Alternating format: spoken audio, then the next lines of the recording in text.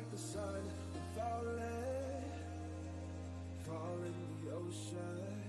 Sometimes we lose, sometimes we win, 'cause we're only human. The ghost of our past is chasing, trying to stop us. The sound of our souls connected is nothing but wonder. So don't give up tonight. Just keep living your life. Afraid of being alone.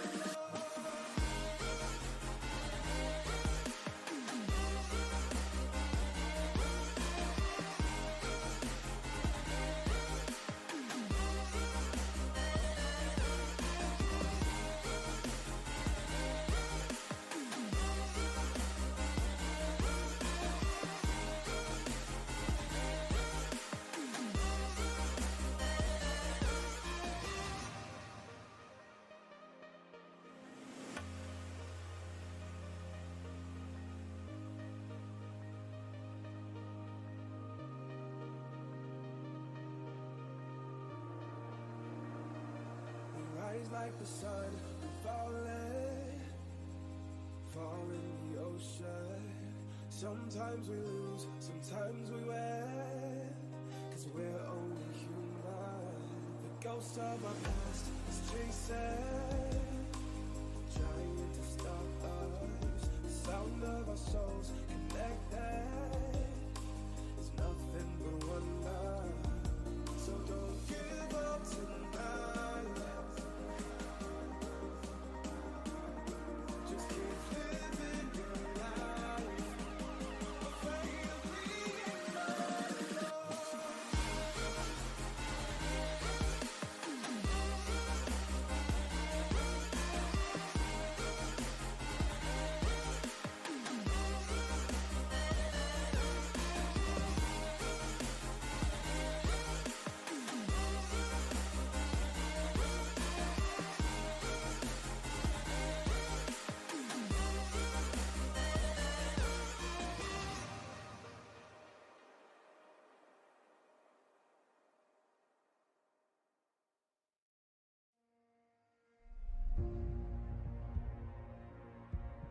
Ladies and gentlemen, welcome to the Sim Racing Alliance. We are here with Season 10 and Round 1.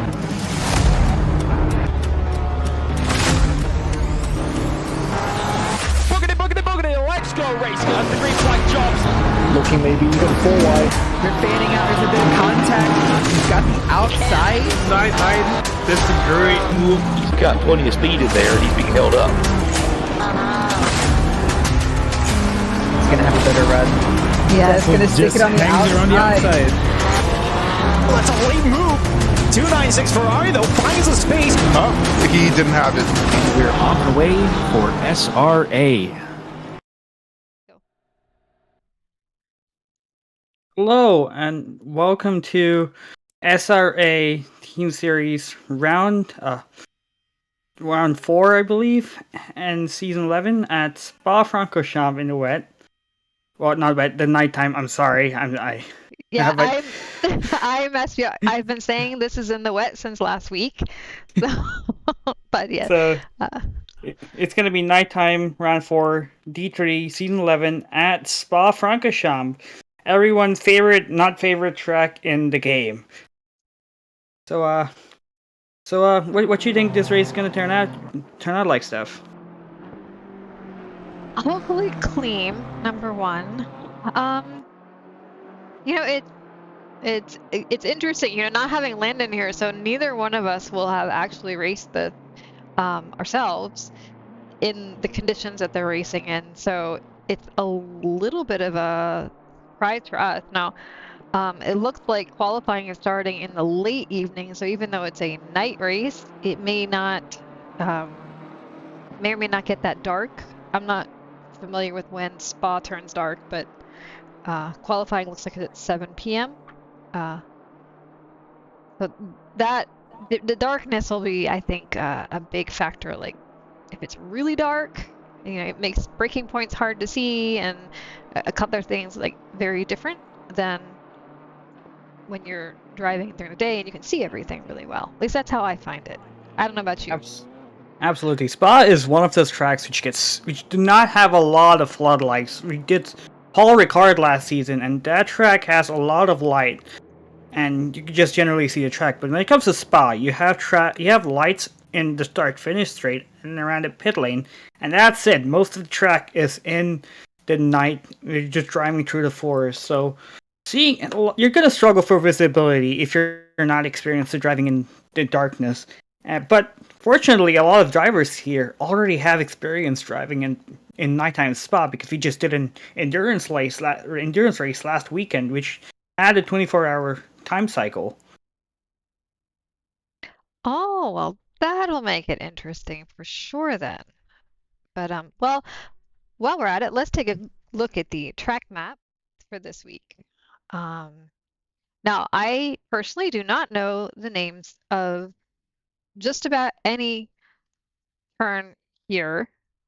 When I try to think about it, it'll come to me when I'm not thinking about it. So, do you want to like go over I know like Radeon and Eau Rouge, and I know that I get them confused, but and Spoon, because in a Porsche, Spoon is the scariest turn in the entire track, believe it or not. So, for Spa, we have turn 1, which is Lost Source, but that's not where the race is going to start. Race is going to start in turn 2, which is surprisingly a kink and doesn't have a name. I don't even think people consider it a corner. And then we have the infamous turn 3, 4, 5 of Eau Rouge, which is the uphill, and then Radeon, which is at the top of the hill, before you go on to the Kemmel Straight. Ignoring turn 6. Turn 6, you only notice it as a corner if it's raining and you have that puddle. And then we go down turn 7, 8, 9, which is the complex of Lacombe's, which is a great overtaking opportunity if you have an overtake set up on the Kemmel Straight. And then we go down to Bruxelles. Bruxelles is a downhill braking zone, and it's a corner which is super deceiving, despite looking like a 90 degrees U-turn. The track just falls away from you. And then we get to what I still call no name, because I still don't know the actual name. I think it's Jackie X Corner or something. And then we go on to Buon, where we might see a lot of people make or break their race, because it is such a violent set of corners, the double left-hander. And then we get on to... Buon's what I confused for Spoon, because they feel both as awful. They're both really difficult left-handers for different reasons. And then we get on to turn 14 and 15, which is Campus. And then we get on to Stavolo, which is turn 15. And then we go on to turn 16, which is what I like to consider a back straight, despite obviously not being a straight. And then we go down to turn 17 into 18, also known as Blanchimont, which in some cars is flat, and some cars you'll die. Specifically the Honda NSX, from speaking from experience. And then we get to turn 9, turn 19, and turn 20, which is the bus stop chicane. This is where everyone parked the car. We might see a lot of carnage here if people are not careful, but we also see a lot of great overtakes from people getting set up at the exit of Blanchimont. That's what I was just wondering, like if you were thinking we'd be seeing some overtakes there, because it seems to be a favorite spot to try to outbrake somebody and get in there. Also, if you don't get in on the in, maybe you set it up to get them on the out, and it's kind of fun. So we'll take a quick look at our standings here. We are after 3 rounds.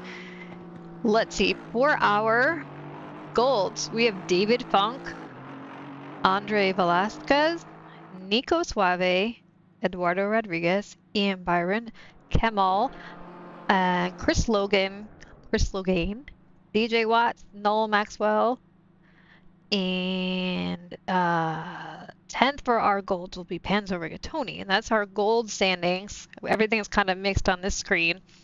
But for our silver guys, the Michael Schwartz is on top, just followed by Donovan Colton, which looks like their points are like 1 apart from each other, so that's a pretty tight battle.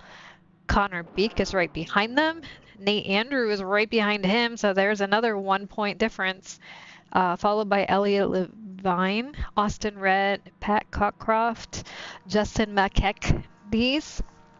I think that we got, let's see, 1, 2, 3, 4, 5, 6, 7, 8, 9 would be Martin Riggs, 10 would be Carlos Guzman. So those are the 2 top 10s for our gold and silver divisions in our standings. And our team divisions also be P1 for the team divisions so far is the Sith Lords, David Funk and Kemal.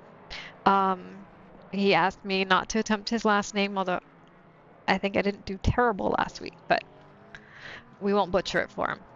Number 2 is Ian Byron and Panzo Rigatoni. There's a 79-point difference, but, you know, that's still early in the season. There's 5 more rounds to go.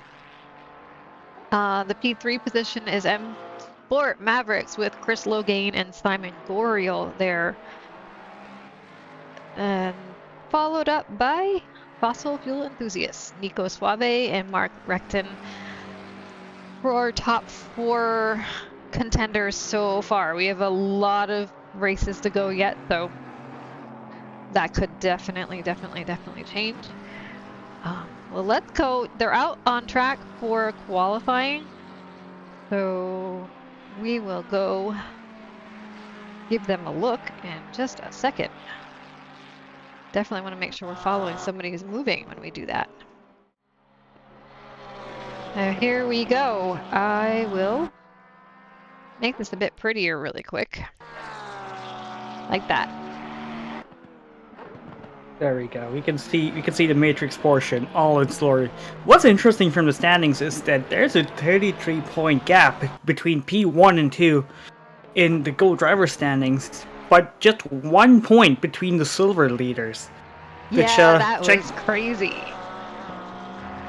Ooh, SVC Cockcroft goes super aggressive over, I already forgot the turn number, turn 16.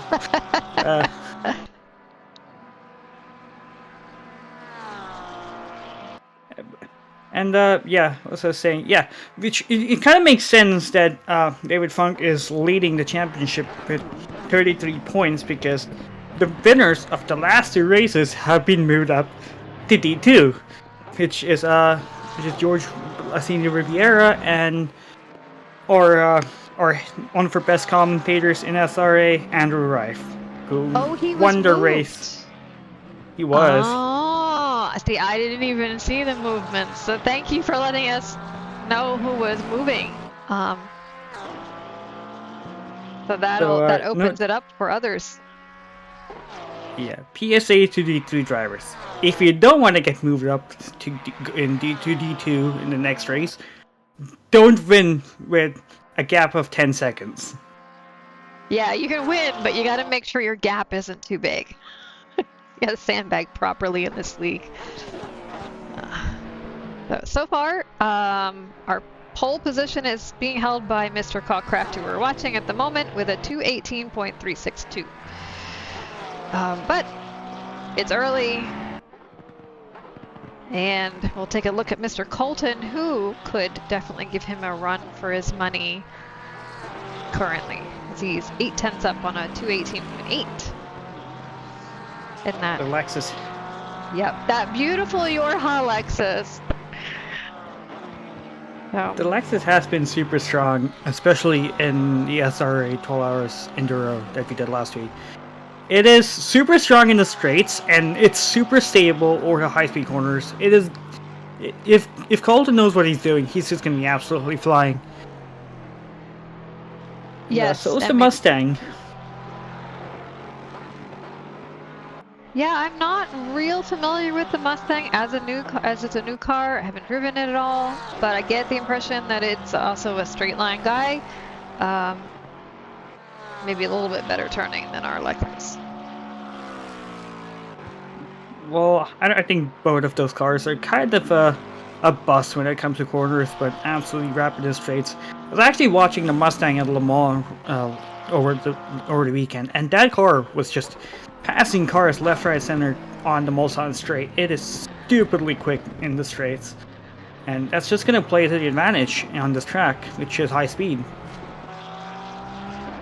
See, as he pulls in, And Donovan Colton makes it to P1 with a 217.927. Now Pat got through in P2 with a 218.097, so it's just hundredths off between P1 and P2. I'm amazed to see it. Actually, you know what? It's incredible to see D3 Silver break into the 17 barrier, because this was my qualifying hot stint that put me in D2 Gold 2 seasons ago. So wow. These guys are rapid right now. Yeah, everybody. I feel like the whole league itself has just gotten so much faster, so much more competitive over the last year. Yeah, and it's also surprising me that Holden is, I believe, just shy of 1.5 seconds of the D1 pole last from yesterday. So he is incredibly quick right now, and it's gonna be surprising to see. Actually, I'm surprised. I'm just lost for words right now with just how fast he's going. But it's gonna be interesting to see what the goal drivers do after the 10-minute mark. Oh, that's right. This is just silver. Yeah. Wow. Another thing to notice at Spa, because it's a long lap, and you're gonna be setting 2 minute 20s, you're not gonna have a lot of laps to work with. I think you might have 3 to 4 laps. If you're as we see a Porsche go into the background, that's Red's teammate. Well, I think he probably got out of the red. Red is now on a banger of a hot lap, and if he can hold the 8/10s he's got up, he's gonna be well into P1 with a little bit of cushion even. So he'll do a 217.6 if he can hold his current, or even gain more, like he seems to be. So being held up a little bit by that Ferrari, but 217.6 he has. He won. Yeah, I'm gonna correct Fosley in the chat. Yeah, I think the pole time from yesterday was a 16:3 set by, I think it was was it actually, I don't remember. I think it was Dom Duran's. We can take a quick look for that in just a second. See, I believe it should be posted on our website. Yeah, but if D4 hits 17s, that's, oh my god, I'm just gonna retire right now. I'm just gonna come back and I'm just gonna put a D5.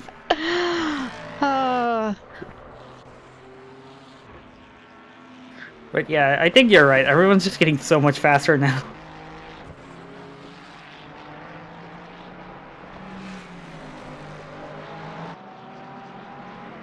Oh, they are. It's just ridiculous. So it looks like they're finishing up their.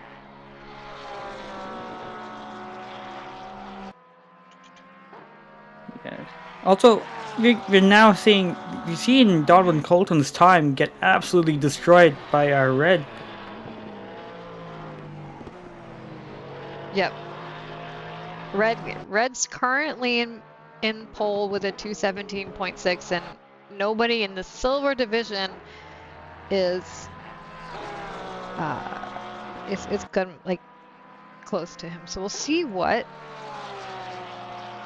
our gold division does. Okay, I pulled out the pole time from last night. It was a 216.08 set by Dominic Duran. Wow. It's also, I've noticed that the McLarens booked out P1, 2, and 4. So but we don't have a lot of McLarens here in D3 at least.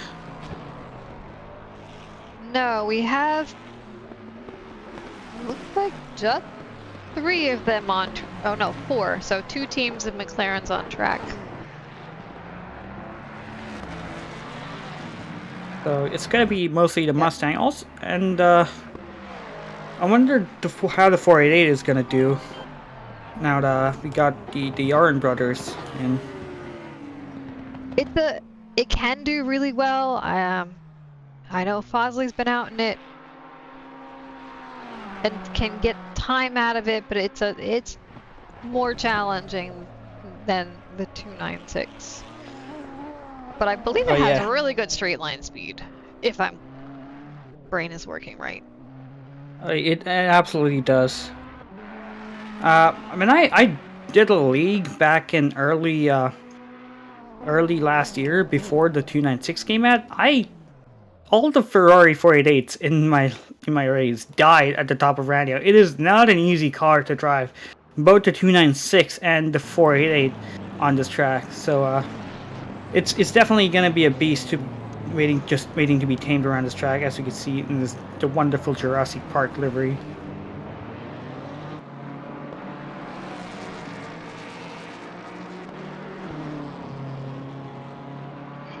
As now we see the gold drivers lining up to start their laps. They lost 2 whole minutes just preparing for the laps. Wow. So they have 7 minutes left now to get their laps going, and yeah, I wonder how many of these drivers are going to get an extra lap, and that extra lap is probably going to count. It might. Now, I'm wondering if somebody can give us an idea of track conditions on here. I don't know what the temperatures on the track are. Assuming they'll be dropping. Given it's a night race, the temperatures are definitely going to be dropping. But I don't think it's going to be too severe. You might see it's probably going to be a degree or two over the whole hour.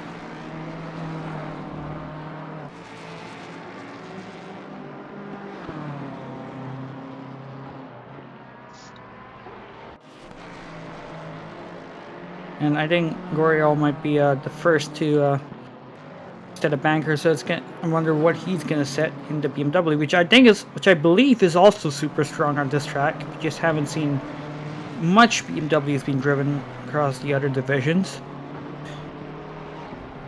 Most notably, Second and Manperson, I believe, in D1. Well, while we're waiting for him, I'm gonna pepper in some of our shout-outs for our sponsors, the title sponsors and SRA sponsors that support us here at SRA. And also to mention, we get support through Documise, which is a modern business solution for product management. You can visit them at documise.com to learn more. And you'll see on our thing, we get a Retro Saga pops up there. The North American-based gaming company. They provide accessories for your favorite classic systems like Nintendo, Sega, PlayStation, and more. You can enhance your retro gaming experience today at retrosaga.com.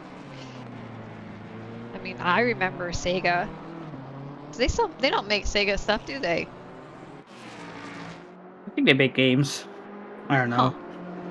But it seems, and now we're starting to get a first, sorry to interrupt you from the ad read, but we're starting to get the first laps right now. It seems like Goriel has invalidated his lap, so the first gold driver to get a lap on the board is Velasquez and Maxwell. Yeah, we have a few now. We have Mr. Funk in P5 and Kemal and P6, both doing 2:18.0s.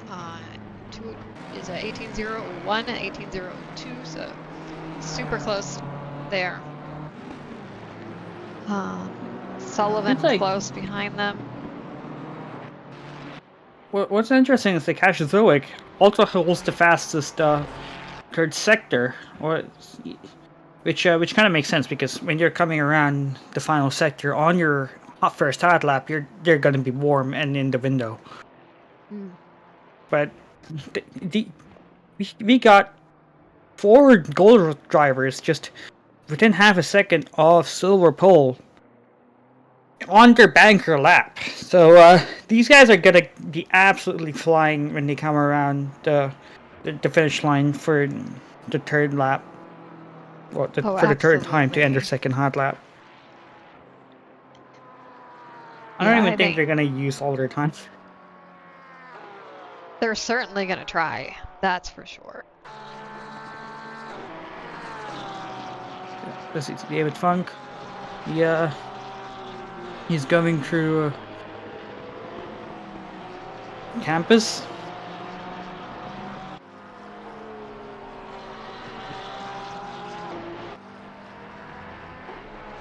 And I like the Funky Town livery for Mr. Funk. That's pretty entertaining. Nico Suave just put in a 217.8. He's in P3 currently. But Mr. Funk is 6 10s up, so let's see. I'm trying to think of like a really bad Funky Town pun I can put in here, but I just can't. I did not even realize that. Wait, does it say Funky Town on the front bumper? It does on the hood. Right there on the front of the nose, it says Funky Town. I did not even notice that. He did it with a 217.3. Oh my, that's incredibly Amazing. quick. And Kamal comes in at a 217.31. So these two might just be giving us a really interesting race. Are they teammates? Actually, you know what? I should know that. But, Well, let's see. Let's look at. Oh, yep. So, they are. Yep. We should know that, but I'm gonna apologize to them all now that my memory is really bad. So it's not gonna be able to hand that. We Really enjoying these liveries. We can't read their sim races. That's why we use flags and numbers, because we cannot read. Well, at the back of this one, I finally picked out, it says, "I find your lack of pace disturbing." Which I guess is throwing in the whole really cool Darth Vader thing going in there. I love reference to Star Wars codes, especially from the original and prequels. I will confess I enjoy the movies immensely, but again, memory and details are not my forte. I just enjoy the stories and go, yeah, that was good. But I tried to sneak the codes into my normal conversations and hope whoever we're talking to picks it up. Because if they pick it up, they're a Star Wars fan, and hey, that's great. If they don't, no one's gonna notice it. oh, and Goriel slipped in there with a 217.007 to take P1 from Mr. Funk. He waited till the last minute to do that. I think he had 2 consecutive invalidated laps before he posted a time. He was treading the needle. As see Nico Suave also get into P4. Yep. So And, looks like Kamal is trying really hard to see if he can push it and get some out of that. But he was only able to get to P2 with that. It is still a great qualifying lap set by the two Porsches. Well, But they still have time. They have one more lap to do it. Well, at least Kazuzovic yeah, does. look at that. He does. And if he can hold on, he's got it. Like, he's just about there. He's up by 0.22, and I mean, if he can keep that, he'll be able to grab P1 from Goriel. But we'll see what happens. I mean, right David now, Funk. Sorry, go ahead. P2 to P4 are all within hundreds. Like Yeah. 1/10, 100. It's just amazing.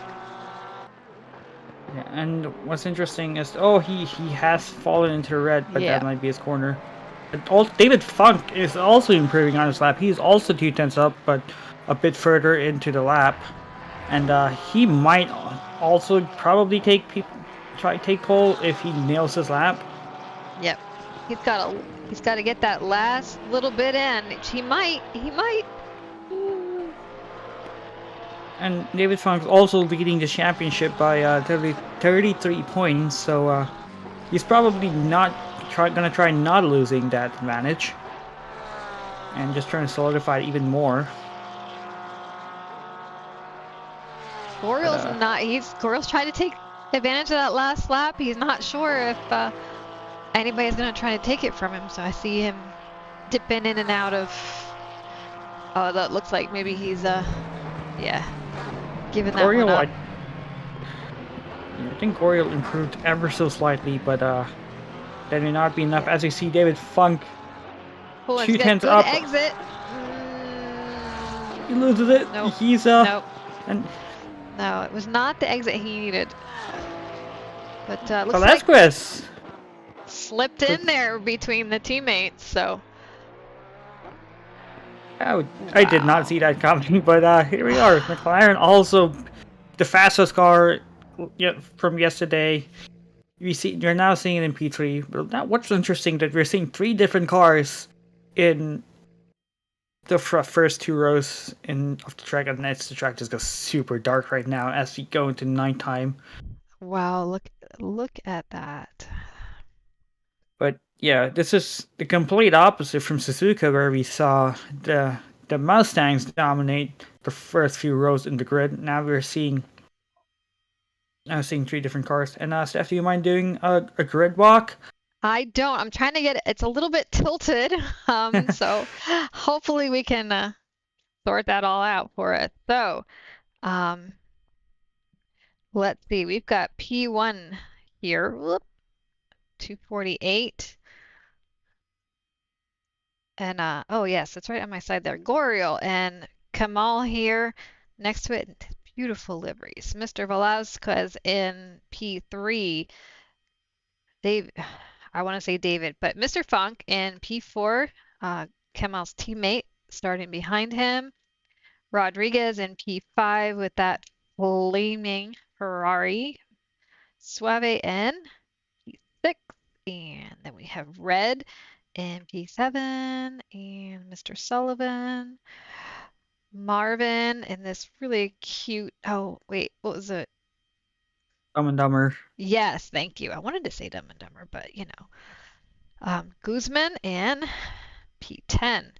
And now we have, the State Troopers. So I knew that was our Canadian, Mr. Rigatoni. And behind him is Sutherland. Sorry. Logain, which would be teammate to Goriel up front. We'll see how that plays out. Ian Byron in the other Super Trooper car.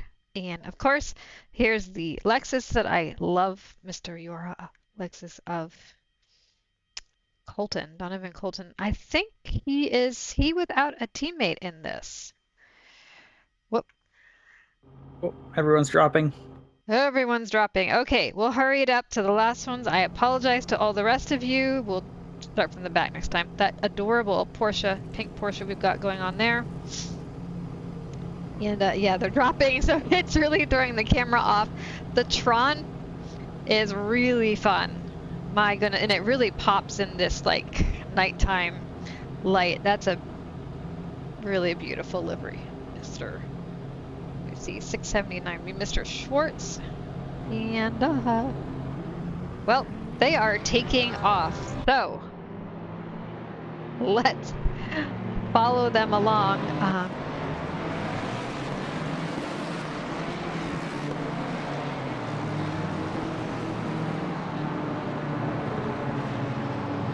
See how we do.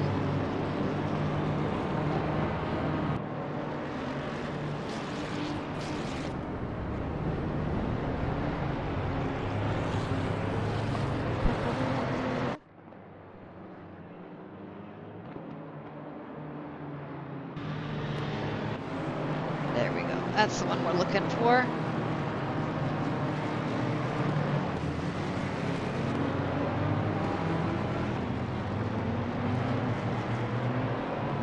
Now, normally we try to do a picture-in-picture to grab the people in the back, but we're late this week, so we'll try to bounce around when this gets running again and fix that up nice. So while they're doing that, we'll give another shout out to a couple sponsors we have here at SRA. Track Racer, who helps you experience redefined gaming with their high quality sim rigs and accessories. We have a code SRATE at the checkout to support us. And some of these folks, some of us use Armamentario, which is a toolbox for ACC that will enhance your chance to win. Enjoy fully customizable and enhanced HUD to change the way you experience ACC. I know I've used a few of them. I'm not sure if you have. And some of it's nice. You have the great fuel calculator in there that's that's intuitive and easy to work with. Especially because I have a tendency to like tap out of things or not check my tire pressures, and then I'm like, oh great, now I can't see what they were because I went back to garage too many times in a row to fix things, and it's all there, so it makes up for my mistakes. And we have Go Setups. They offer premium esports setups for everyone. Use our affiliate link on our Discord and take your drive to the next level. And AT3D Sim Shop. Upgrade your sim racing experience with premium 3D printed accessories featuring precision crafted magnetic shifters, sleek cable management solutions, versatile stream deck mounts, and immersive dashboard displays. Their innovative designs enhance performance and style. Elevate every lap with top tier quality and craftsmanship at at3d.net. And let's see, it looks like we're getting ready for Are we getting ready for start? Yeah, we're getting super close. As now we see other light sources apart from the headlights in the form of, I don't know if they're houses or guest accommodation or just... Yeah, I see that. I don't think the drivers are gonna see those lights. As you can see, Goriel doing his, he's testing his flash button. I don't know, that might come in handy when you're slapping people from the lead. I just don't want to see the Porsches do it because I'll just have an epileptic seizure. Yeah, they have that special like strobe lights they've got attached to their things there. I don't think I've ever noticed those little houses on the side either, so like when you're racing, you're on track, you really don't see it. Now we're going into the bus stop chicane as we see actually more floodlights. But the race does not start here. It starts after turn 1. So is this technically a circuit or is this more of a sprint? The first lap is more of a sprint, but yeah. I couldn't imagine the disasters that would happen if they started at the start finish line and had to go right into turn 1. Imagine the amount of carnage that's gonna happen when like the 60th something car comes down to the bus stop chicane and it goes green. Yeah, it'd just be wow. So that would be too much for me. So you see the drivers lining up to take the green flag. And wonder if the Porsche is gonna jump ahead of the BMW. Scatter Zoic is running right alongside Goriel. Backs up behind. Yeah, it looks like he's just a little bit behind, so but maybe he wants to be, who knows. There they green. Go. Just up that. Such a crazy start, but looking very clean in the front. Really nice. And Zoic has to run as he's going to try sending around the outside of Goriel going into like Holmes. He's probably not. SVC car is getting bunched up because a bit of tap. I think everyone in the front at least stay clean. Take a check in the back. Yep, looks clean. Looks clean. And wow, guys, beautiful job. And you see Justin Kegmadiz in the chat. McKegdies in the chat. What happened? I don't know. I don't think he's got taken at the start because the race just started. But oh but my yeah, goodness. Sorry. No. Oh, I wonder what happened to Justin. But so far we had a pretty clean start here. I think Jason is gonna be happy, at least with the D3 guys, at least for the first lap. Yeah, I was about to say, don't speak too soon. The race just started. We have 58.5 plus minutes to do it dirty, and it's tight.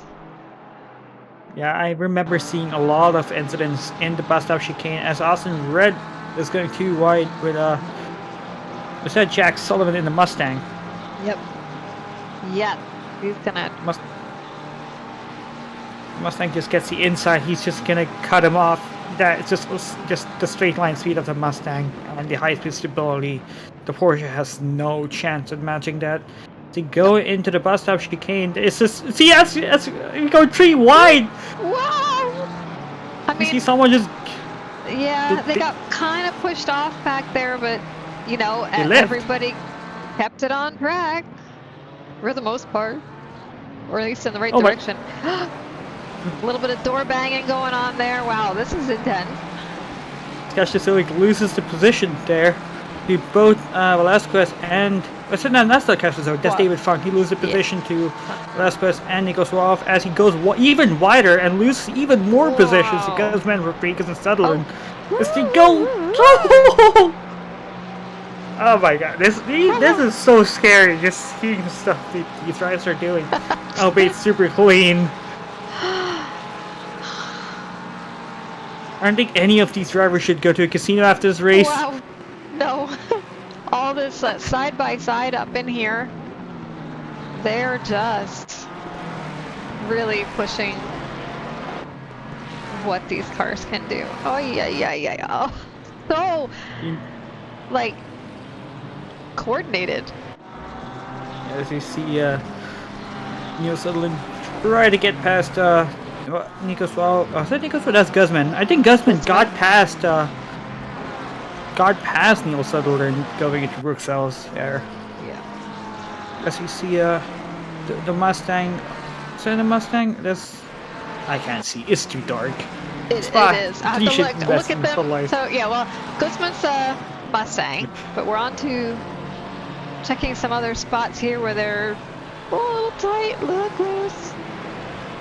Yeah, I'm just trying to figure out what car they are, just based on the headlights.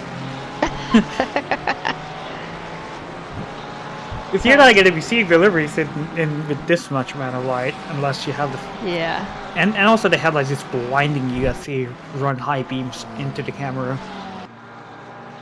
So we'll look at Guzman is right behind, looks like Suave, both Mustang, chasing each other. And Nico Suave is in the green Mustang ahead of the pink and purple Mustang, or pink or purple Mustang. As Nico Sutherland tries to look up the inside of Guzman, will he try to make a move down La Source? He is not. He's just in the back. He's probably gonna try making a run up Rouge and Radio. Yes. Let's see how this goes. Or at least and also the Mustang. Good run. The Mustang and BMW are super fast in a straight line, but Mustang just edges out the BMW when it comes to top end speed. As you see behind, Austin Red is going side by side with Eduardo Rodriguez. I wonder if he has a great run out of Radio, but he just backs out because he did not have the overlap there. Some of my cameras are not giving me the view that I am used to them giving me. And Panzo is fighting with Mervin right now, the Ferrari on Mustang. And looks like Panzo might have slipped past him there.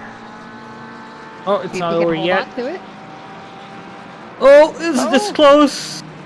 There's contact. Yes. There's contact, but no one died. Nope, it's that pink Porsche. With the Skittles that is machine. Maxwell. Maxwell has been super aggressive in Suzuka. I think he has 3 overtakes, 3 dive bombs going into the Casio Triangle. We did see him go 3 wide, try to take it, force a 3 wide into the bus stop chicane on the opening lap, which everyone came out unscathed, minus some underfloor scratches while going over the sausage curb. But yeah, Maxwell has been super aggressive, and he is super confident with his moves. If he but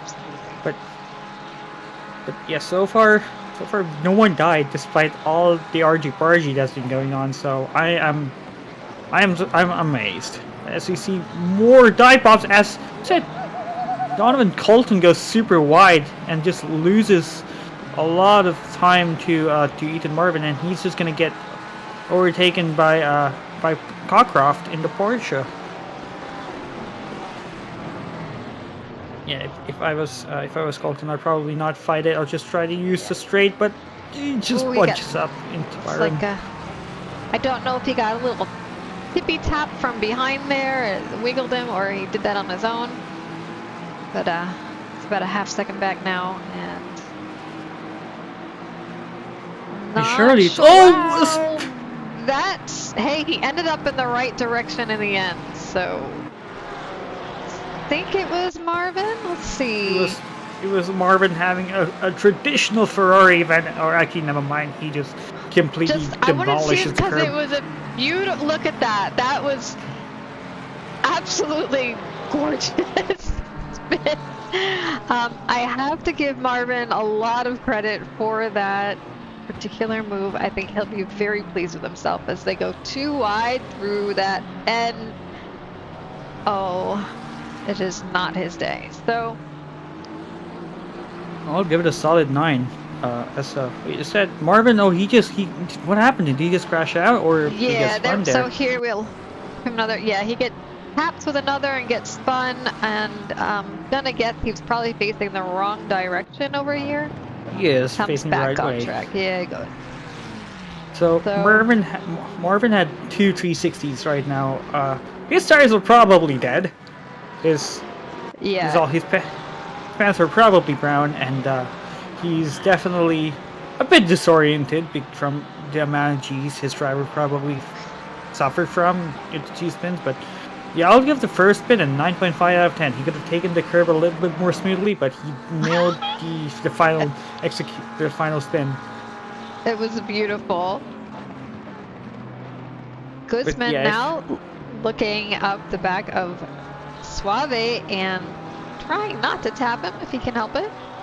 And maybe a little bit of... If I was to do that tap, they would have died.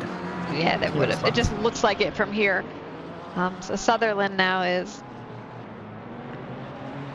looking behind Guzman there. See how that plays out. Yeah, so far these guys have been duking it out since the flag has gone green. Absolutely. Guzman get a little bit out of shape on the curb, which might give Sutherland a run, but never mind. The Mustang is faster than the BMW, so yeah. I'm gonna take a pop up here and look at Red, who is trying to fight Velasquez for P3. That's David Funk in the Sith Lords in the Porsche, as his teammate is in P2, and also within a second off the leader Goriel. So these two are leading both the team championship and the Gold Drivers Championship. They are probably the ones who have everything to lose in this race. They just want to try to solidify the lead as much as possible. And they don't have to take P1 to solidify that lead either. They can, they just place in the top 5 or so, and it's probably more than enough to points-wise to keep them where they're at. But I guess more points mean bigger numbers better, at least. Yeah. It's my dopamine response. Yep. Just don't want to take that risk of, having an incident or going off and losing it there. But he's fighting right now for P3, and he wants it. David Funk has been really good with the exits, both out of Radion and Stavolo. but he just does not have the top end. I wonder if he's running a little bit more downforce than the McLaren, despite the McLaren being faster in a straight line. It would be interesting. I know Porsche can be pretty snappy coming out of those turns. It's, I believe, one of its stronger suits or stronger points. Yeah, especially that this was also one of those cars that did not like to be run on lower wing numbers, which this track demands if you want to have any chance of fighting for positions.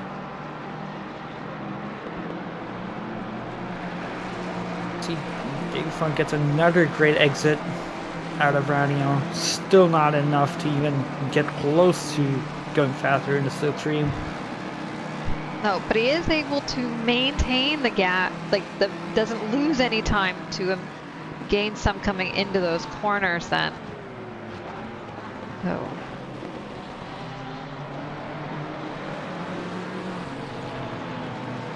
But you can see the strength of the Porsche in these turns versus the straight lines. Yeah, a little bit further back. I wonder, there's another battle going on for P19 between Russell Allen and Craig Moore. Well, I think I saw the Delta dipped built to 1,000, so I wonder if there was an attempt of an overtake. The attempt may have been made. Yeah, so it looks like Funk gets right at Velasquez in Sector 2, but just can't make it through there. It's a hard area to try to make a pass in. Now, our buddy Maxwell is fighting with Sullivan and Cockcroft, who... He's flashing and he bumps him! Bumps him! Just... Ooh! And Cockcroft says, that wasn't very nice, I'll bump you. And they all hold their positions.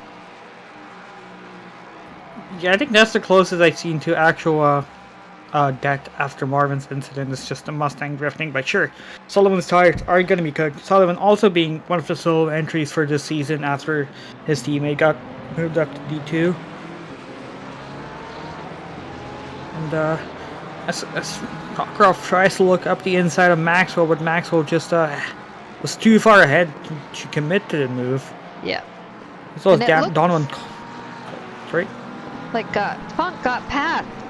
So, let's see. Since we were watching it for so much, he makes it past Velasquez at some point. So, I'm just interested to see where that happens to be. Is it a dive down turn 1? Oh, yes, it is. Oh. He's just closing in. Oh, look at that. That was beautifully done. Very nice. That's how you want to use the Porsche. Just great under brakes, just out brake the car in front. Also, it seems like Velasquez did run wide in turn 1, so that might have given Funk just the opportunity to get past him. Absolutely. And it was a nice move, well done, and stuck. Let's see, where else do we have some battling? Mr. Recton, looking at Donovan Colton, seeing... So this would be a Mustang on Lexus battle.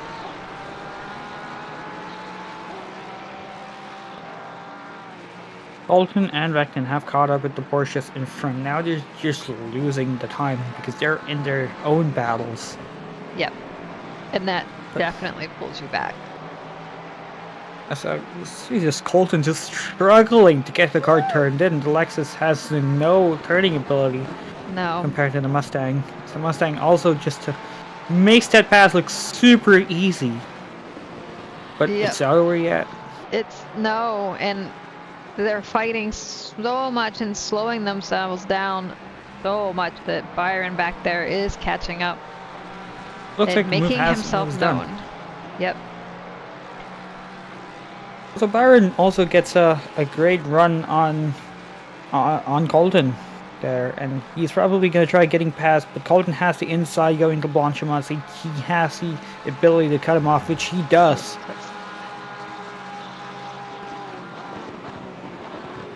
But Wonder if Byron's going to try outbraking him going into the bus stop. He makes a look, but he does not. He just keeps behind. He was too far behind to commit. Gives it a thought. Check over here where we have Alan, Marr, and Cranston fighting into the bus stop. And it looked like Marr just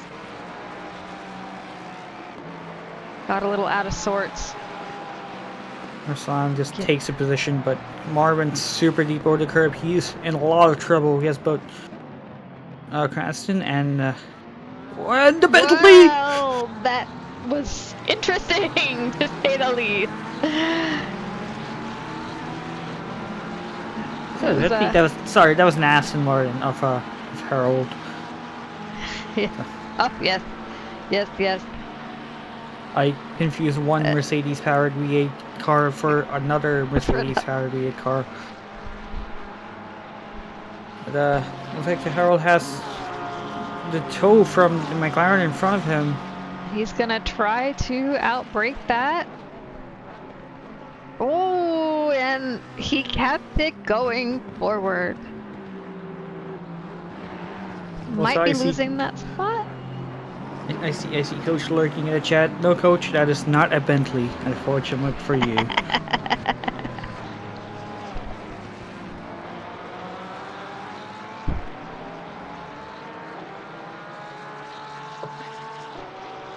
And I wonder, we're hitting around the time where everyone goes to pits, but I don't think we've seen a lot of pitters as of right yet. Yeah, I'm hoping maybe somebody can enlighten to us as to what the pit stop is this week, since we like to mix it up every once in a while with different strategies. I think it's 30 minutes pit for tires, no refueling. Just okay. I think that's the rule tires, set for the whole season. Oh, for the whole season? Yeah, tires and no fuel. So season Max will just get past Sullivan. How did he manage that? Because it's not over yet. Actually, it probably is. He's amazing turning abilities of a Porsche. Sutherland pops into the pit for, as you were saying, about people doing their pit stops now. Yes. And we're going to hop up to P2 and 1 as Kamala has caught up to Goriel and is less than half a second behind him. These two have been lapping pretty much the same time for the whole race, but Kashizoic has just been outside of the seconds window until now. Yeah. Another thing to note about Spa is that Spa has a ridiculously long pit lane. If you're in the mid-pack and you go into the pits, there's a good chance that you might come out lapped, despite being on the lead lap. So, I wonder how many drivers are going to take that into account as they go into the pits, because traffic goes a long way on this track.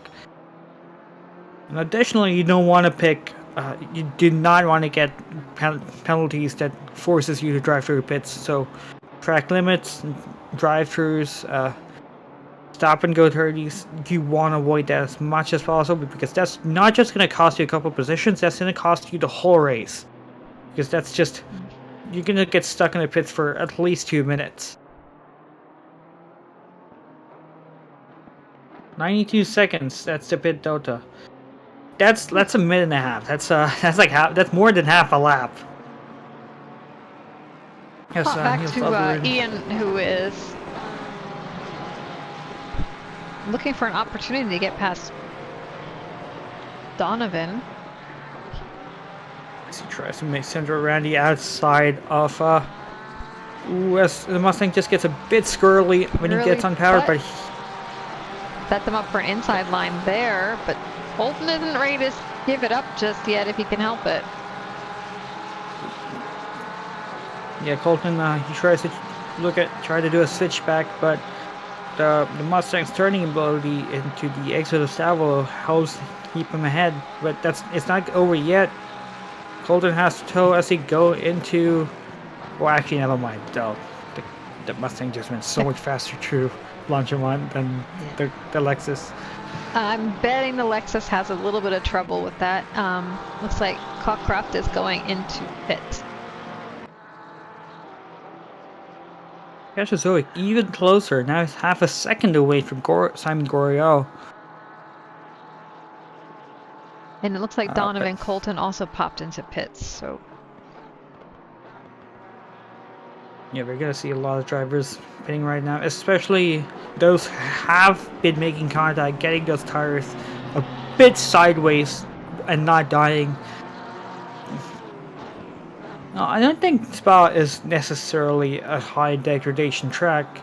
Sure, you're gonna have a couple corners like Puan, which is gonna put a lot of stress on the track, but most of the track is straight, and these drivers, some of them have taken a set of tires for at least 15 minutes, but at least try to take a set of tires out for an hour in the endurance race when it was actually dry. But so it's going to be interesting to see how each driver manages their tires and plan out their pit stop.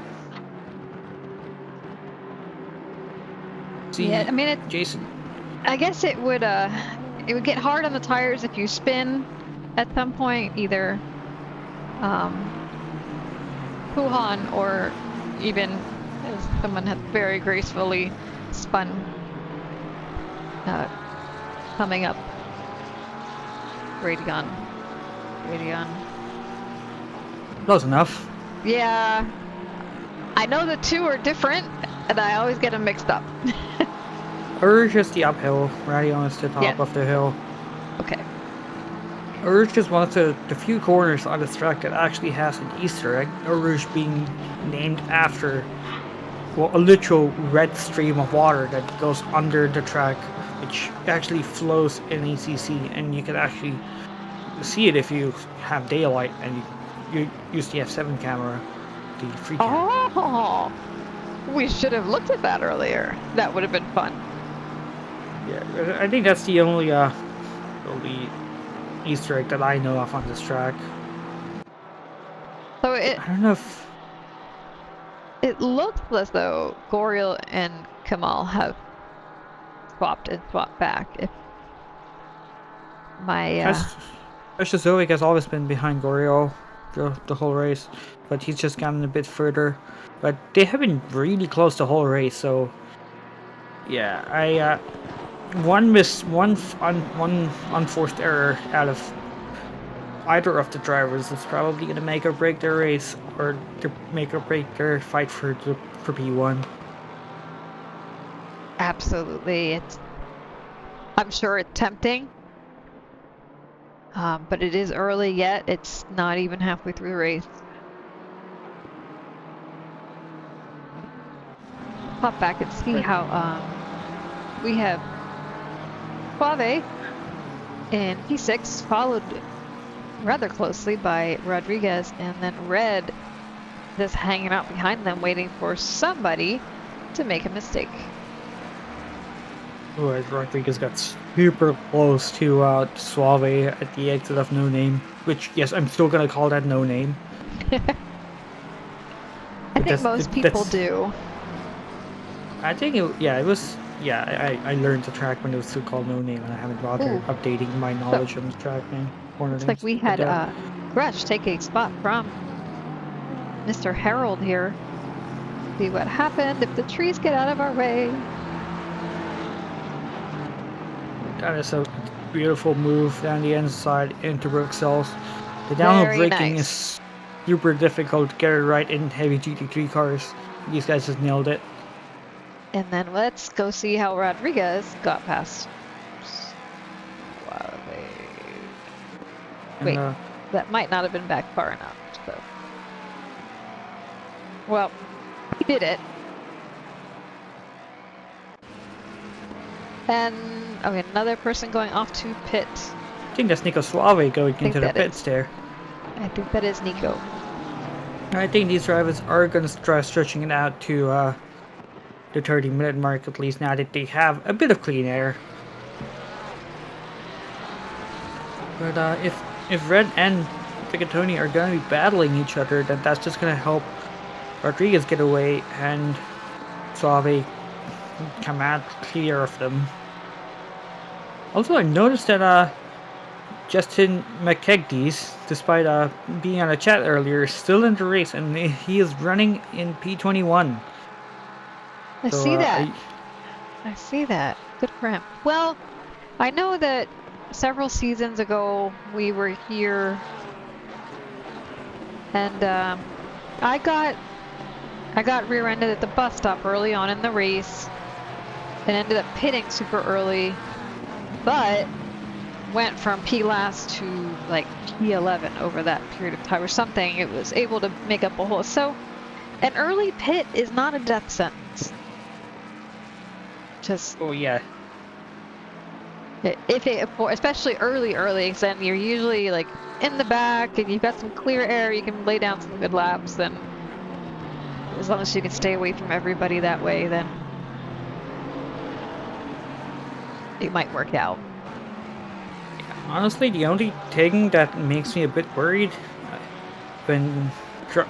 about tire wear is, especially tire wear interfere, because that's just going to affect your ability to take Pouhon and Blanchimont.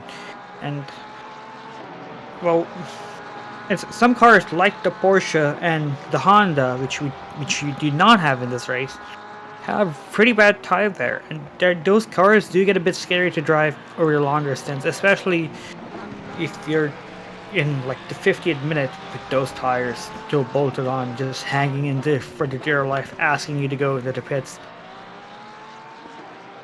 So yeah, we're not going to see a lot of tire wear or crash or strategies that depend on tire wear. It's mostly about track position. That's what everyone is fighting for with their different pit stops. Yeah, I found it for a Porsche, Pouhon, that is scary with the tire wear, whereas the Radeon, that uphill, it seems to take really nicely. It kind of just knows where it's going and gets up there, but Pouhon and the Porsche it just makes it go whee! I remember the 991 when we were setting that car up for an endurance race at Spa. I was like, okay, do we want to make the car die or not die over Pouhon? Well, thankfully the 992 is much more forgiving, and it stays its course pretty nicely, with the exception of things like Pouhon, like that kind of a turn where once you let off that brake, and it's just like woo. So you got to play with it real nicely and gentle, or it gets all beside itself. Oh, for sure. Not too many battles going on at the moment. Everyone is still stuck in the pit cycle, and we might see a lot more battles brewing up once everyone completes their pit stops. But right now we are seeing, I think, well, we have the battle between Moore and Cranston. Oh yeah. Now they're on to it. Yeah, we have is it Jason Yarn and Justin Kekmadiz? One of the Yarn. I don't know which one. Eventually, I will remember the numbers and associate it with their names if I remember to not read. We can make a note the number to ourselves somewhere which one's which. Yeah, right. I'll write down 545 is Jason Yarn, and the other is, I think, Jeremy, if I can recall. Yeah. There we go. So Goriel and Kamal are both in the pit, putting Velasquez in P1 for the moment, followed by Guzman. And let's see, they're going in still. What a long pit. It's gonna be interesting to see who actually comes out ahead. Well, another interesting thing about Spa pit lane is I don't think you're gonna see it in this race, but if you do run out of fuel, the second half of the pit lane is downhill. So if you have manual clutch binded on, you can just put your foot in the clutch. It just goes down at 50 kilometers per hour. So now we have Cranston and Mar battling it out. Now it's starting to get spicy again. So keep an eye on our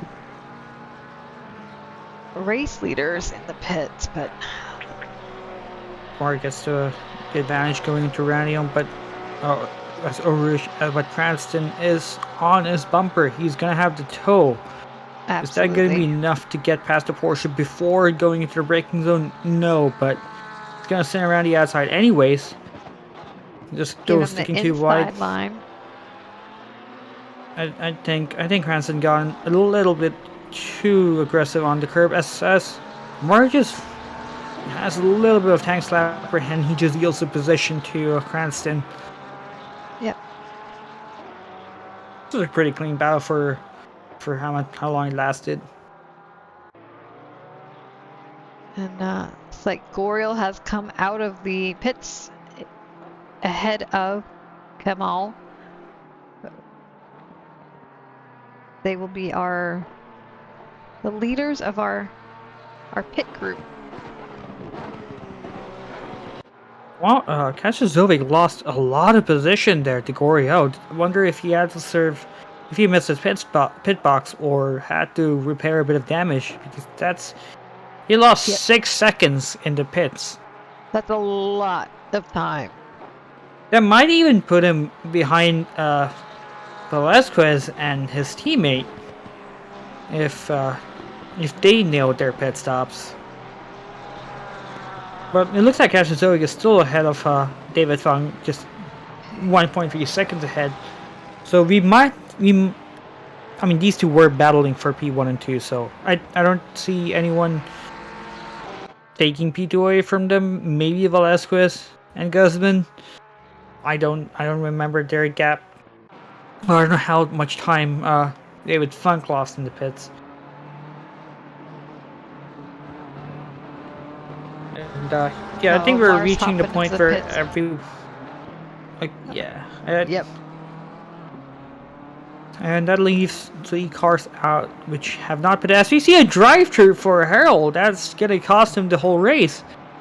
I wonder if that's for track limits, or I wonder if he sped in the pit lane by a kilometer or 2. Then that's just his race gone.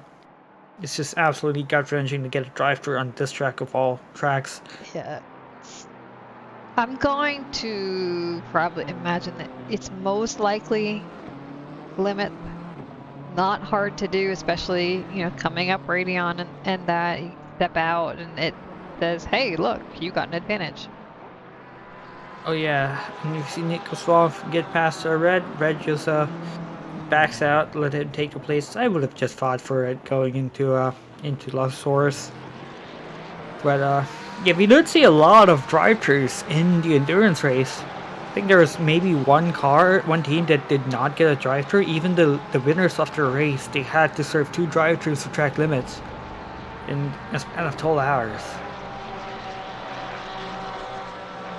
So it is super easy to get drive-thrus in Spa, especially at the top of Radion, at the exit of it. At the exit of Stavolo, it's an easy place to get a drive-thru.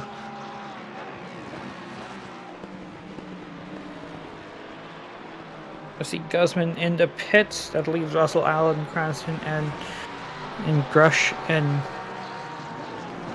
who have not pitted yet. Yep.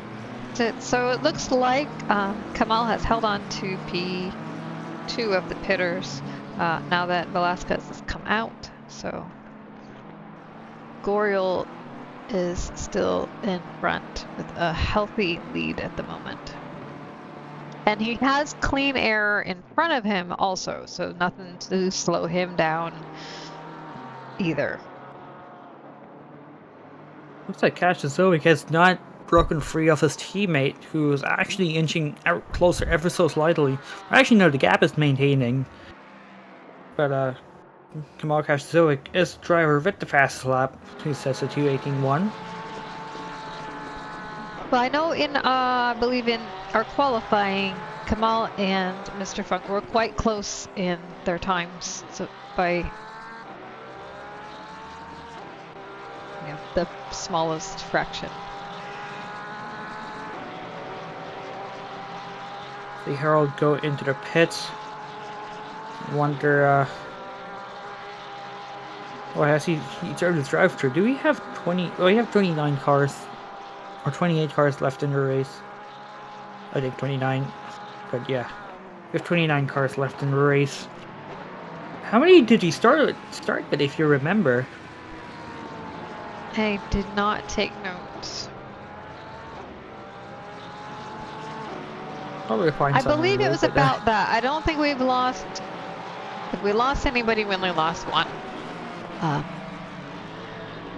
know that Justin had, whatever trouble he had at the beginning that we missed.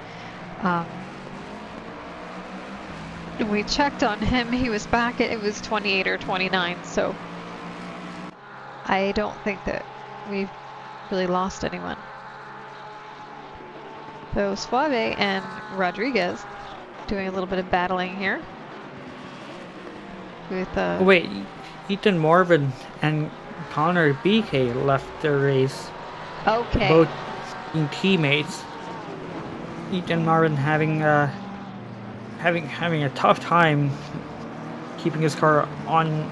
Well, he had his spin up over and Radion, which put him the right way, and he had another spin through contact at the exit of Lake Holmes, which still put him on the right way, but with a lot of damage. And yeah, I think he called it quits after that incident.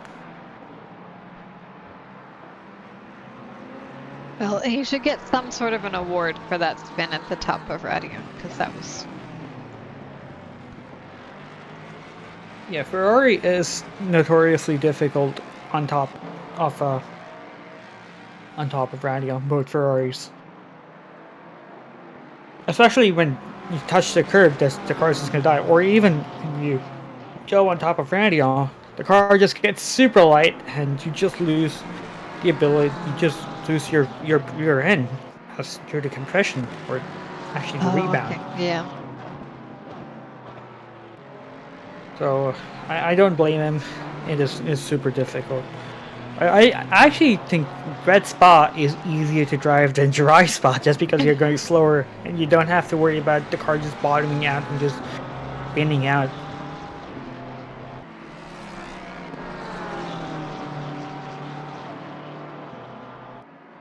So we have a battle for P7. We still have a 4-car train going on.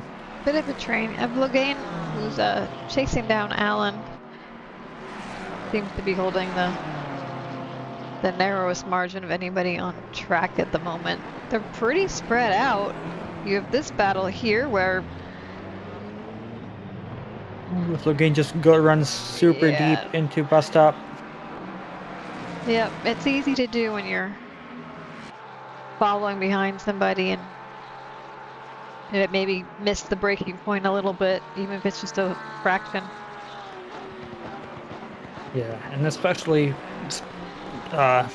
because the bus stop did not have a visible brake marker. Yes, it has the 100-meter board, but that's probably taken out earlier in the race by I think we did see a car running wide, so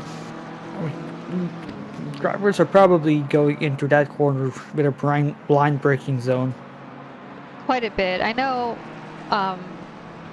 myself going in, there's marks on the road itself, but I can't imagine they're visible under these conditions, or if you do see them, it's a little on the late side, especially when you're behind someone else. They might block it as it comes into view. Definitely. So yeah, we've probably seen a couple effects of nighttime driving as you see, Cockcroft gets a... Is that Cockcroft? I think it was Austin Red gets a bit loose at the exit. He keeps it on track. Ooh, as Nico Swaff runs super wide and just keeps it out of the barriers. I think that's probably his 6th or 7th close call this race.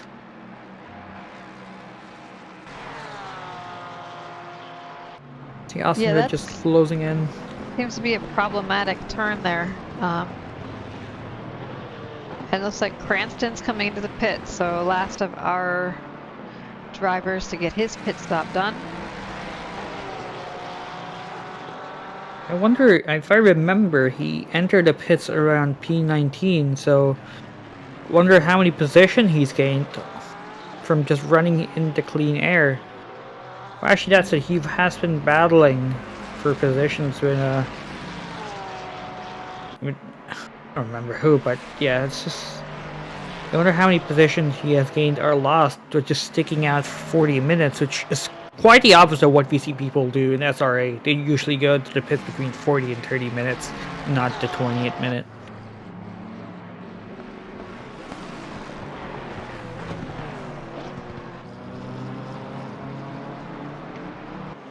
Nico saw it just getting super close to Rodriguez there in the camera, but that's probably the parallax from the camera, not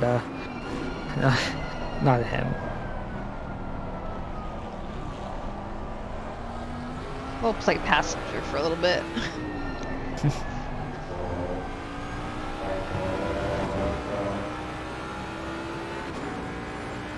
Mustang just has a really high hood.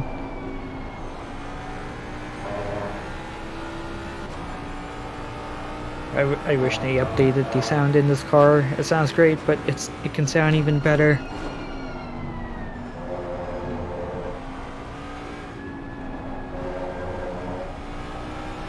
It looks like, was it Cranston who was our last pit? So Cranston came out in P22. 22. So he has lost time to the guys ahead. So I don't think the overcut has worked out favorably for him, albeit he was still battling for positions well into his stint.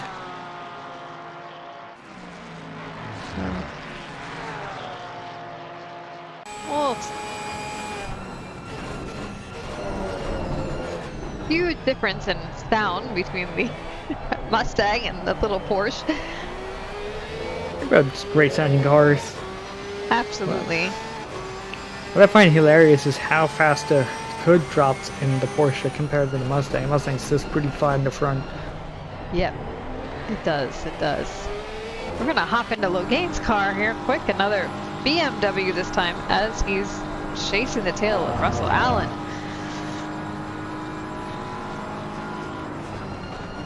See what this looks like going into the bus stop.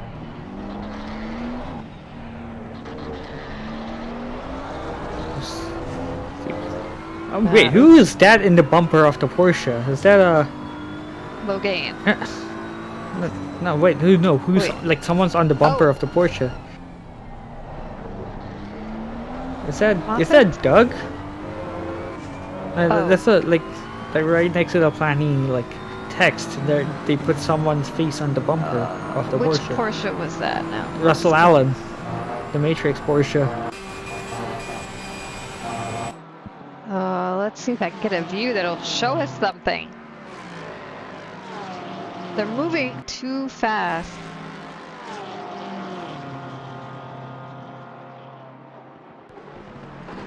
And it's dark.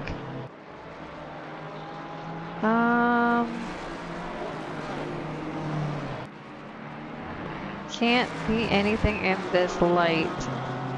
Yeah, that's true. It is pretty dark out, but the only source of light for the bumper being the BMW. That's true. So You probably get a view of it when Logan gets super close up his bumper. Which I don't think he's done. He's actually fell further back. he did. We can we'll check on Mr. McKechnie. He's catching up to Andrew. In the meantime, Goriel has now taken fastest lap for now 2:17.8 on this, I guess, post. Yep. And it says a 2:17.8, which is only a tenth faster than Kashizovic's lap time. As you see, ooh! Whoa, not what we wanted to see. This McKechnie just runs into the back of This the Ferrari. Is that Ferrari? It looks like a Ferrari. Well, yeah, I didn't really check if the overlap was there.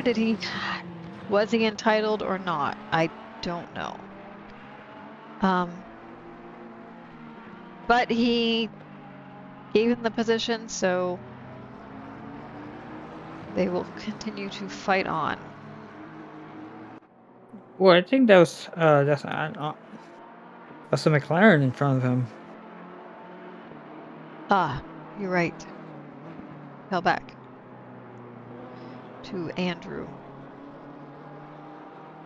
Yeah, well, McKechnie haven't been having a good race so far. After I think he started dead last, he's just been working up the field. Yeah, he's probably frustrated at this point. I could only imagine, anyway.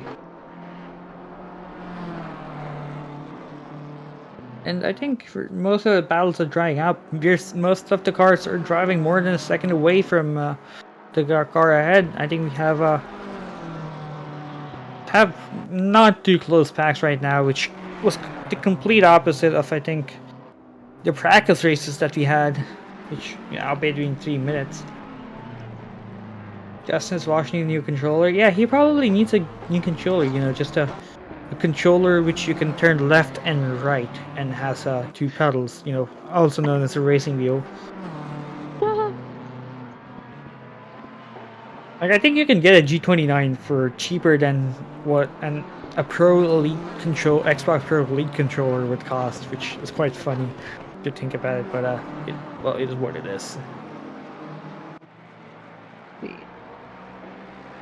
Ooh, as we see, I think that was Moffat, who gets a bit squirrely. The Mustang is, well, unless you're running a super high TC, you are gonna get the car stepping at every exit. You're just gonna be fighting the car every turn. I can't imagine how stressful that will be. And Guzman takes our fastest lap of the race with a 2:17.67. So Where did that even come from? Hence almost faster than Goriel.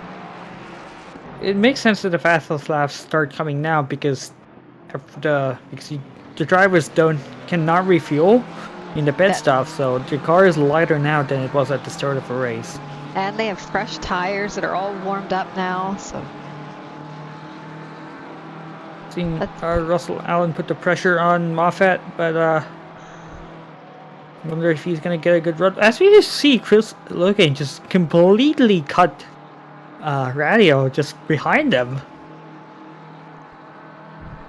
Can Panzer get in the top 10? Panzer can. We could probably hop onto Panzer Rigatoni right now. Just check out how he's doing, because he's super close to top 10. But right now we might see an overtake for P17. I don't think. Wanted to see if Allen was going to make that, but looks like.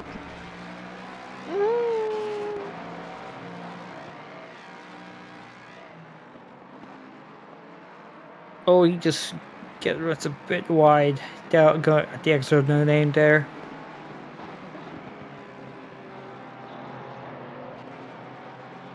But it looks like he's the Porsche is super strong into in the second sector on this track. Just saw that. He was definitely not braking as much. Probably a bit too strong in the second sector. As you said that, yeah. Yes.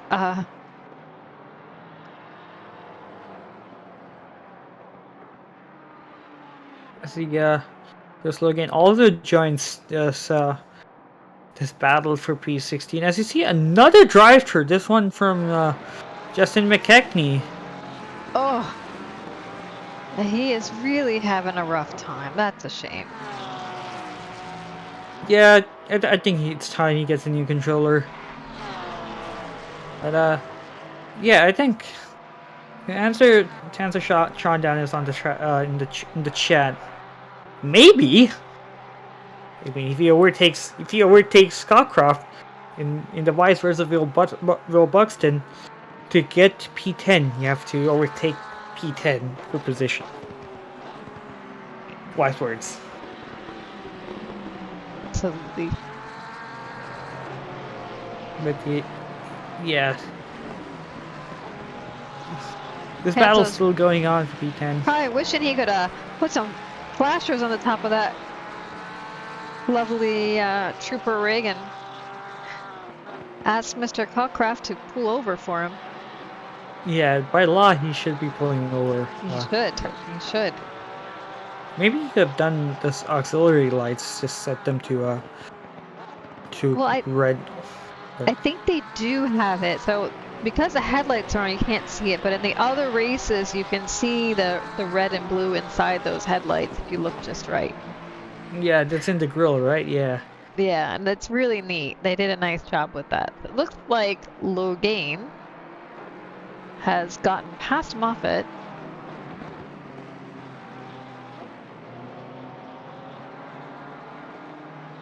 In here. Now Guzman is looking down Neil Sutherland, and Guzman currently has the fastest lap of the race.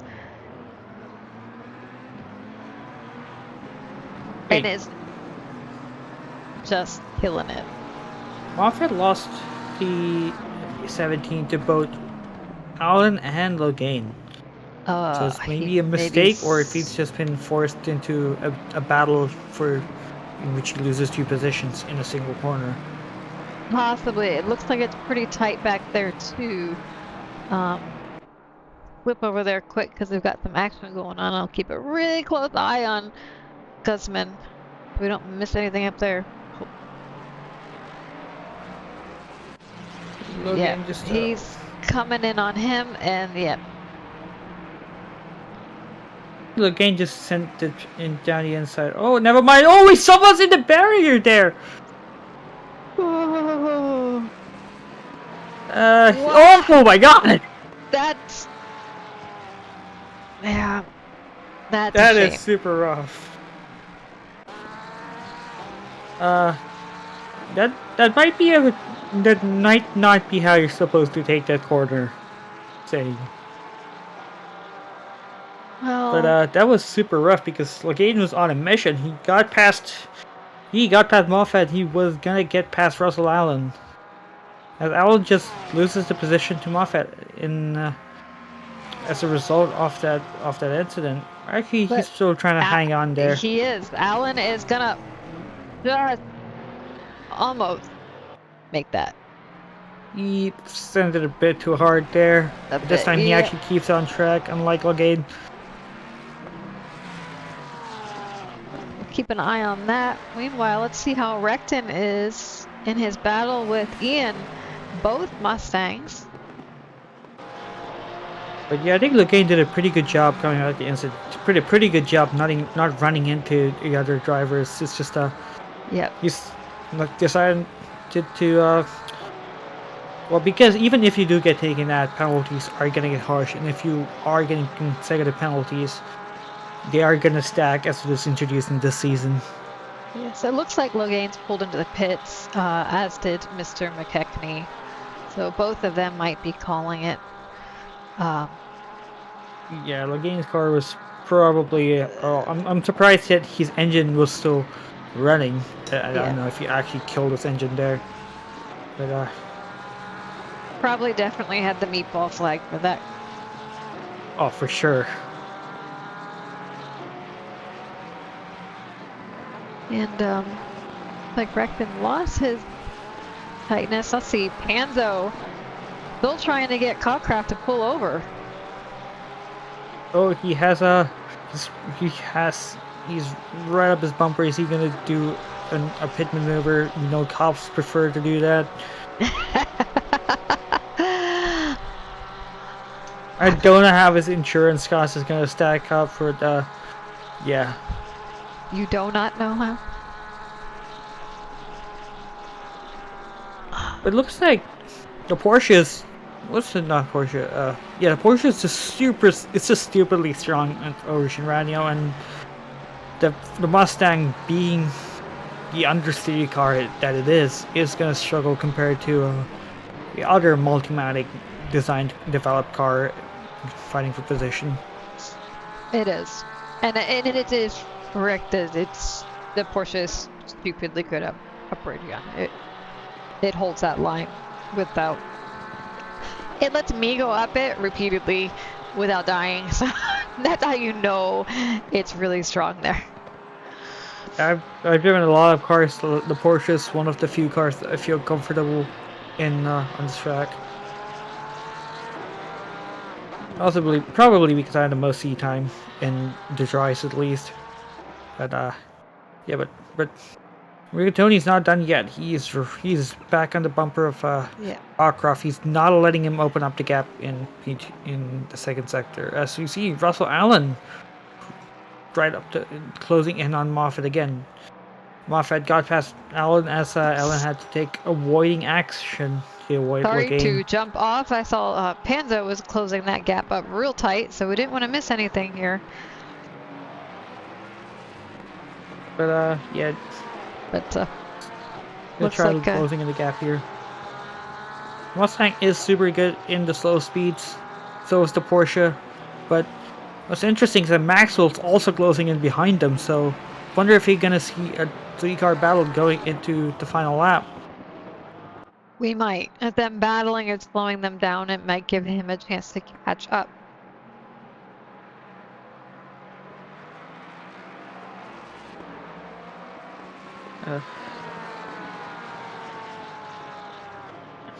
And Russell Allen just fell a bit behind, but now he's right up the bumper. Is he going to try sending it down turn 1? Probably not. I wouldn't recommend it, but actually never mind. He thought about it. He thought about it. He did. But he was hoping that Moffat was going to maybe go a little deep on there and he could switch in. Or he could even try to force him to go defensive to try to take a switch back. Yep. And Moffat did not pull for it. Ooh, so the Porsche gets a bit squirrely at the top of Eau Rouge with the dirty air, but did he get the run? That's still not going to be enough, or is it? He peeks up the inside. He's going to try to send it around the inside of Lacombe. He does that.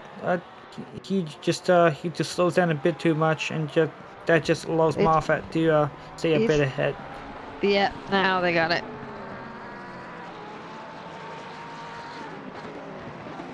And you're getting confirmation from the chat that Logan did go for the dive and missed his braking point. That is super unfortunate, especially in the dying minutes of the race.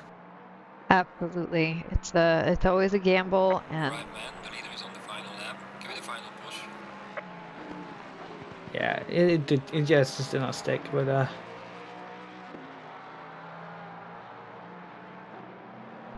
that's a shame. now seeing Maxwell actually closer to Rigatoni than Rigatoni is to Cockcraft for the battle from P10-11. Yep. Turned into a battle for P11. Yep. A little bit. We'll check on Kuzman up front here, who's putting a little bit of pressure on Velasquez off and on. So keep an eye on Allen, so if we jump cameras, you'll know why. We're just trying to keep track of as much of the action as possible. And we don't have PIP, unfortunately, so we're going to be relying on just a single view of the race. Yeah, but they're keeping things spread out, so there's not too many battles at one time.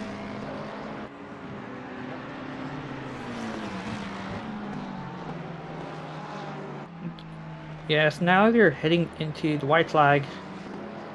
Goriel is halfway through his final lap of the race. I don't think his win is super decisive that he's gonna get moved up to D2 next race. He was battling with Kachazovic for most of the race. In fact, Kachazovic and Funk did catch up.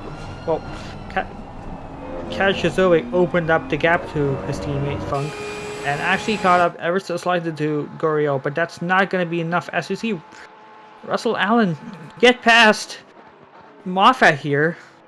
just the absolute disgusting run that the Porsche gets at the exit of Radial, just working into the advantage. Yep. You don't see Mustangs get overtaken on this straight pretty often, do we?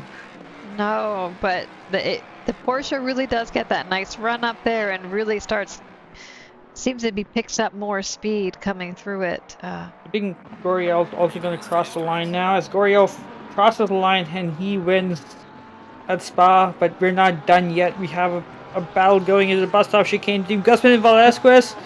Really tight battle for P4 at the end, and there's a little love bump. Velasquez says, nope, sir, and takes it.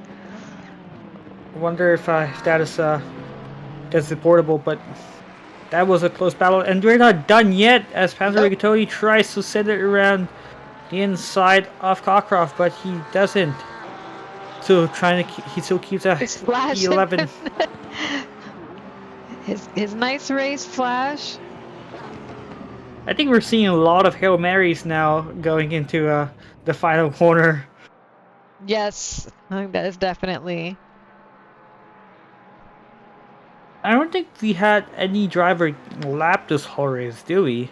I think everyone finished on the lead lap. I believe you are correct. Ooh, now, Branson tried to get it past Grush just a little bit too much, and he's gonna hang on to his, celebratory donuts. Maybe a that's bit too early. Yeah. That looks like maybe he smoked his tires, and would be my guess. Maybe overheated them a bit too much. So needs to stay ahead of more. Yep. So our race leaders were Goriel, Kamal, Kechtizovic, and Mr. Funk. As Andrew finishes up the field for us. Let's see if I can move the podium sitters down to the voice chat once they join the other voice chat. Yep. Wow. Well, that was interesting. Some nice action there, but nothing too crazy. Nice and clean. Yeah, I agree. This was. I think this was probably miles cleaner than Suzuka. Which, Suzuka, I did jinx the race saying, oh, you're going to have a clean race where no one dies. Everyone dies. This one was quite the opposite. You did see a couple incidents here and there. Maybe you saw Marvin get taken out. You've seen Justin McKechnie take out, I forgot who it was, but not a lot of incidents which are report-worthy. So this has been a clean race. Jason's going to be happy. And, yeah. I think this is a pretty fun race. Absolutely. I agree with you 100% there. That was a nice, clean, everything you want it to be. So we are looking for Goriel, Kamal, and Mr. Funk. Let's see if they have. Yeah, I don't know if They're all hiding from us. Gonna have to take a last one. Yeah, I think we might, the stewards might take a look at the incident between Velasquez and Guzman, but it's kind of similar to what we've seen in the past, where they're not necessarily reportable incidents. Oh, and you see, actually, we see Kamal Kasazoic in the chat. I'm just gonna pull him up. All right.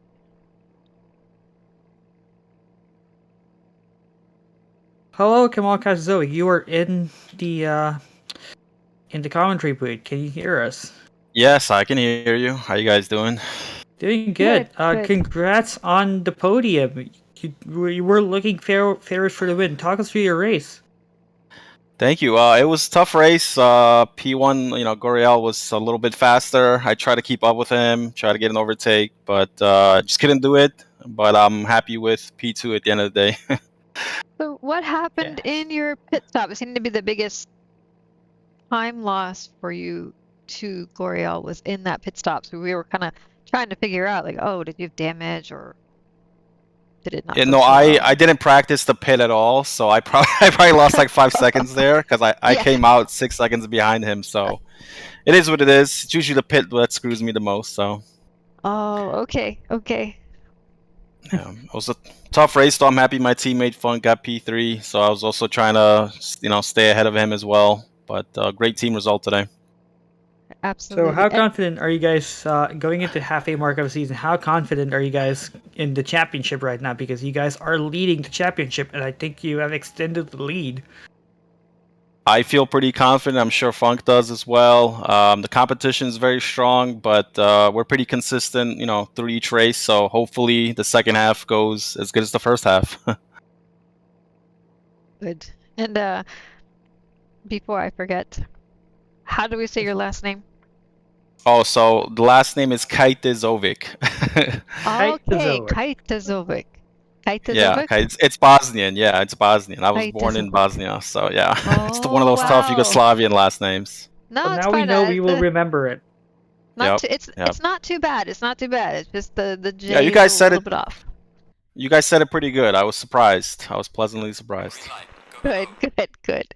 Well, congratulations on the podium finish for this race. Great race, great laps out there. These guys were super fast. Yep. Thank you so much for having me, guys, and see you next week. See you then. Take care. Bye bye. And that was RP2. Now, I see David Funk in the chat. He is muted. I'm just trying to moving in, see if he's willing to share a couple words. Okay. Hello, David Funk. You're in the commentary booth. Do you hear us? And are you willing to speak with us or able to?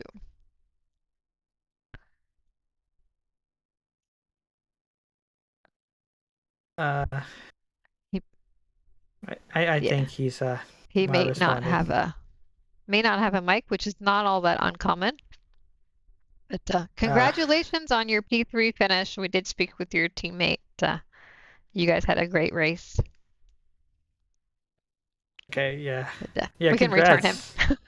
Yeah, I'm just gonna move you back. Sorry for playing you up.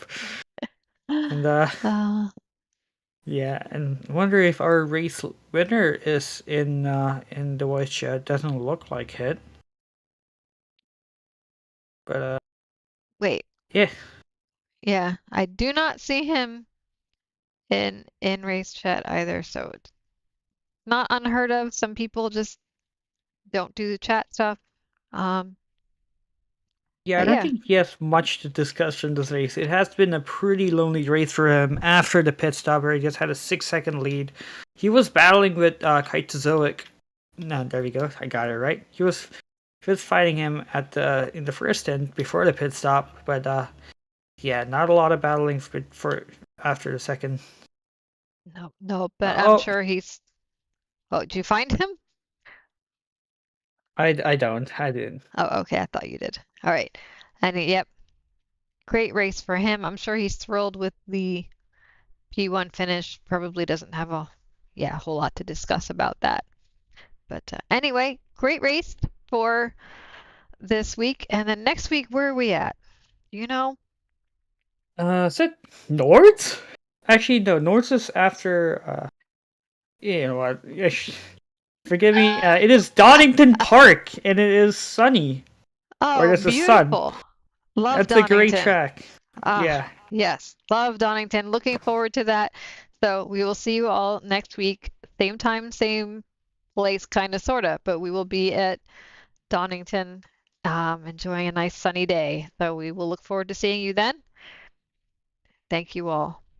And do you want to finish the final sponsor segment before you head off? Oh, yeah, I got one more. Our Castles and Cauldrons folks. I even saw their little logo popping up on the stream a couple times. And oh yeah, I gotta get them. The last one, Castle and Cauldron, home-based crafting business specializing in handmade Harry Potter, fantastic beats, and fairy world collectibles, magic wands, potions, mini dioramas, wall decor, costumery, cosplay, and much more. Castle and Cauldron is where crafting meets the magical. Visit facebook.com/Castle Cauldron. And with that, we end our stream today. Thank you all for joining us. Right.